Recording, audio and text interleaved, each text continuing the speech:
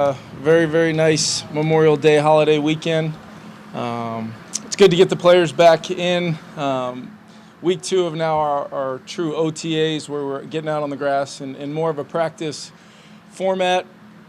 Can't say enough about the work the guys are putting in and what we're getting out of this from a learning and teaching phase and starting to kind of introduce the competition phase. The coaching and what's going on in the classrooms, what's being translated out to the grass by our players, it's really showing up. Very lucky to have the coaches we have in place and the veteran leadership we have on our football team. Before I take any questions, I did want to provide an update to you guys regarding training camp, at least a big part of it for us. We're really excited to let you guys know that we will be hosting joint practices not just one time this year, but twice. We will be welcoming the Titans and the Cardinals here to our facility before our Week 2 and Week 3 preseason games. Will give us a tremendous opportunity to have really four-plus days of really good competition. I know both Coach Vrabel and Coach Jonathan Gannon, both those guys I have personal relationships with. I know what kind of leaders they are. I know what kind of teams they'll be bringing here, ready to make sure we get some great work. But to be able to have that is a critical part of our training camp formula to try to be at our best when the season rolls around. We've got such amazing facilities here. I don't know if there's a better facility in the entire NFL. In fact, I know there's not. To host your training camp, allow fans to be here, but ultimately also host 2 NFL teams in back-to-back weeks, and they can feel comfortable and confident that they're going to come here and be provided what they need to get ready for the season as well. So really excited about that. We'll let you guys know the exact details of what that looks like as we approach training camp, but wanted to make sure you guys were aware of that, and something we're really excited about.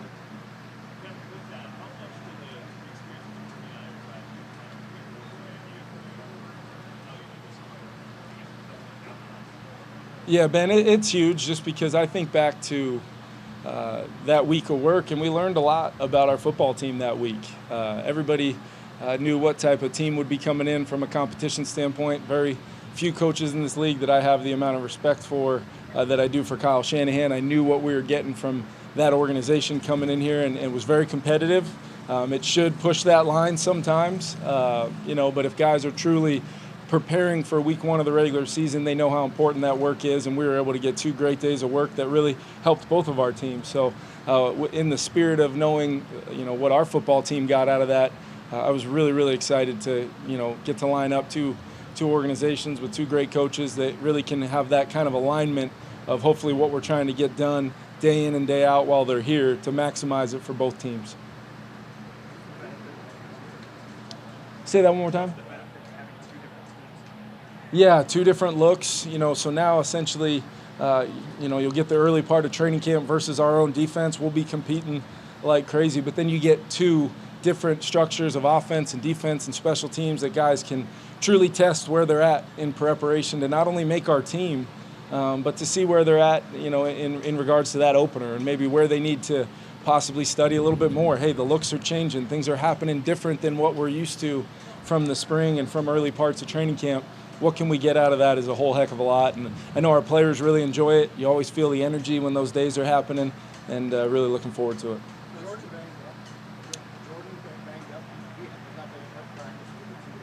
Yeah, he's we're being overly cautious with him right now. Just something that kind of popped up towards the tail end of rookie minicamp. Nothing serious at all, and he's just my big thing with him right now is there's so much learning going on for him.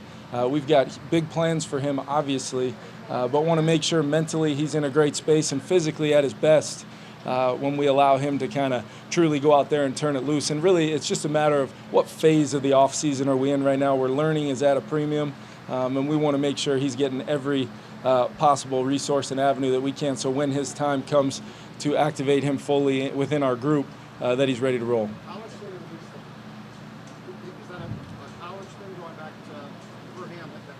Yeah, it's really something that, as far as I'm concerned, it's kind of a day-to-day thing that we're just working through. And like I said, it's all about, this time of year, it's better to be safe with things, knowing that training camp's really not all that far away, and to give him the best possible chance to impact our team like I think he will, that's the plan we're going with. Yeah.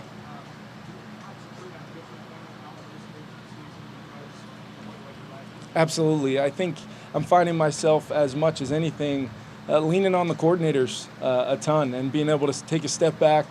You can still call the plays on offense, but then take a step back and really view it from an all-22 lens, and that's what I've been getting more comfortable doing. You know, in year one, my eyes just happen to find their way to the quarterback a lot of times. And my eyes found their way to the, what the wideouts were doing, what did the detail look like in what they were doing, what did the protection look like up front. But now, I just have so much faith in the guys that coach not only for us, but our players, our leadership, that things are going to be executed at a high level. And when they're not, that's what this phase is all about, making sure that we're correcting things real time, on the fly. We've got the video boards out here. We're getting meeting time, making sure that we're truly maximizing this time.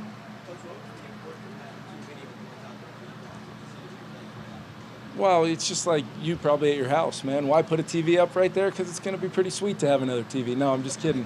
It truly is. I want every coach and player to have not only a real-time visual of what's happening, but the guys taking the reps. Hey, TJ's walking back and Brian Angelico wants to say something to him. Why not turn and just view the play? It just keeps playing on loop until the next play starts. And part of maximizing these guys' time is to make sure we are never missing a moment to possibly coach something. Or I think it's great sometimes to just say, hey, look up there. That's exactly how I want you to do it. That was a great rep right there.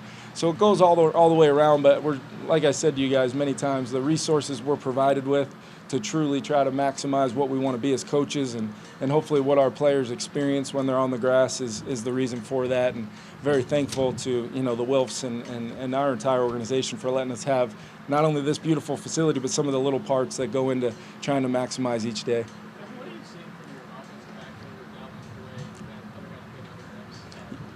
with Yeah, I think this spring has been it's been really good to see Alex Madison, take a few more reps and really show that all three down kind of ownership that he's been capable of for a long time. I think that between Kene and Ty, there already seems to be a really nice competition brewing there, because both those guys are having really solid springs and kind of showing their versatility. Can they impact us not only in the run game, Kev, but the pass game to me is about their ability to win when they're running routes. But you got to be against this defense. You got to be willing to step in there and block a little bit and pass pro.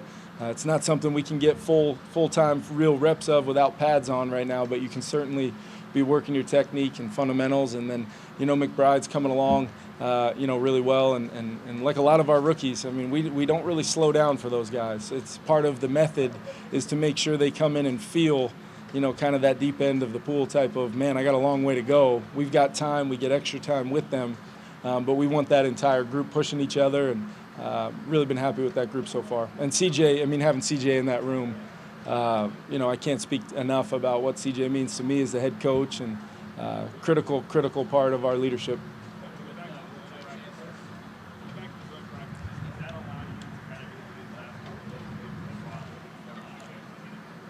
Yeah, we'll see. I really, tend to try to treat those as individual, opportunities, and really assess where guys are at in their attempts to either make our team, solidify a role, if they're a guy we know is going to be here, and ultimately just if there's a chance to use those competitive environments to help solidify the best 53 guys for our team, we're going to do that, but never at the cost of, potentially overly putting your players at risk. And that's where I think to get, your starting groups 70-80% of the work on those days, those guys feel like they played a preseason game and then some, when you get to later on in those weeks.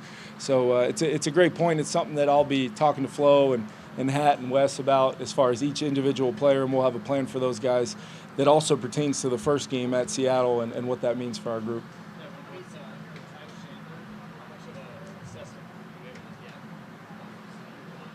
Yeah, I thought instinctively, even when he didn't really truly know the offense from an in-and-out standpoint of exactly what his role and responsibility was, I thought last preseason you saw a ton of just natural instincts as a runner show up, toughness, great finish. We've seen his impact in the pass game and kind of his overall football IQ show up from day one. That was a huge reason why we kind of fell in love with him a year ago. He's having a really good offseason, and I think he's excited. That year one to year two jump at that position, just the feel of, not a lot of these guys get real, tangible reps just in the run game of feeling, our NFL run scheme concepts, how certain combinations are hit. So every rep matters for him, and it did last year, and I thought he used truly a year where, he had some different roles before the injury where he, could be activated on teams, he could get a jersey on game day, and then ultimately make sure that each and every week was a developmental process for him so he can be ready to go for this year.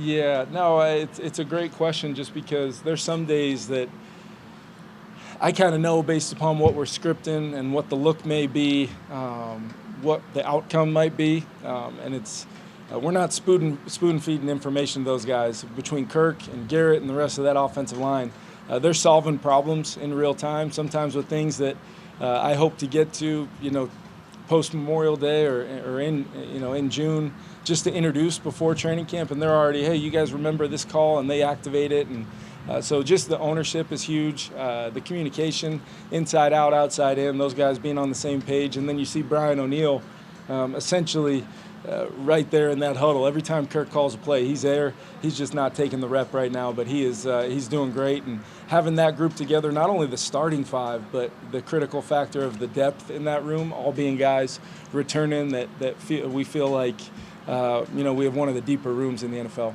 Last few questions.